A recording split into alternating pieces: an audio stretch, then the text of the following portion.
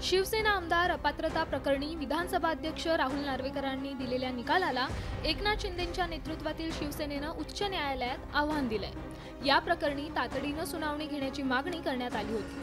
बुधवारी झालेल्या सुनावणीत कोर्टानं विधानसभा अध्यक्ष राहुल नार्वेकर तसंच शिवसेना उद्धव बाळासाहेब ठाकरे पक्षाच्या आमदारांना नोटीस बजावली आहे। या प्रकरणी 8 फेब्रुवारीपर्यंत आपलं म्हणणं मांडण्याचा आदेश कोर्टानं प्रतिवाद्यांना दिलाय। मेहरबान कोर्टाने त्याच्यामध्ये रिस्पॉन्डंट म्हणजे रिस्पॉन्डंट नंबर 1 आम्ही ज्या आमदारांना रिप्रेझेंट करतोय त्याच्यामध्ये ज्येष्ठ वकील असीम सरोदे यांच्यासोबत मी काम करतो आणि माझी टीम काम करते।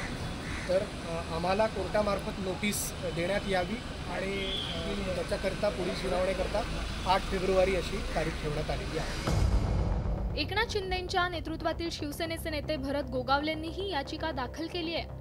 शिवसेना उद्धव बाळासाहेब ठाकरे पक्षातील 14 आमदारांविरोधात ही याचिका करण्यात आली आहे। एकनाथ शिंदेंची खरी शिवसेना असल्याचा निर्वाळा राहुल नार्वेकरांनी दिलाय। तसंच भरत गोगावलेंची शिवसेना प्रतोद म्हणून करण्यात आलेल्या निवडीवर नार्वेकरांनी शिक्कामोर्तब केलाय।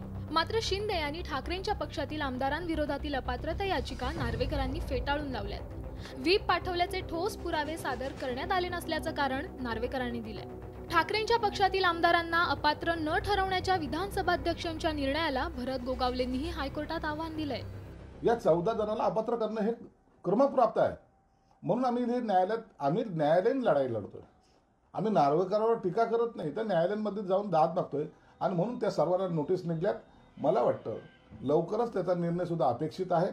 नसता येणाऱ्या अधिवेशनामध्ये त्यांच्यावर सुद्धा आम्ही आमचा व्हीप बजावून अपात्र करण्याचा संपूर्ण प्रयत्न करू। खरं तर विधानसभा अध्यक्षांनी दिलेल्या निर्णयाविरोधात शिंदेंप्रमाणे ठाकरेंच्या पक्षानंही सुप्रीम कोर्टात दाद मागितली आहे। त्यावर अद्याप कोणतीही सुनावणी झाली नाहीये। त्यामुळे आगामी काळात दोन्ही शिवसेनेत पुन्हा एकदा कोर्टात लढाई रंगणार आहे। Bureau report, news 18 Lokmat.